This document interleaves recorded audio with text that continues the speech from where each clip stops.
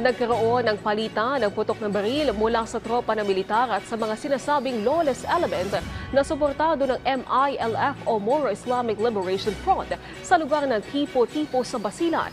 Si J. Mark Dagala na Radyo Pilipinas sa sentro ng balita. J. Mark. Layong tiniyak ng Armed Forces of the Philippines o AFP na on top of the situation ng militar kasunod na sumiklab na gulo sa Tipo-Tipo Basilan kanina umaga.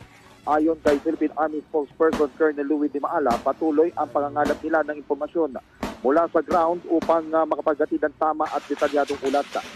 Sa ngayon ay pantay sarado na nila ang lugar katuwang ang pulisya sa pagkikipag-ugnayan sa lokal na pamahalaan para maibalik sa normal ang sitwasyon.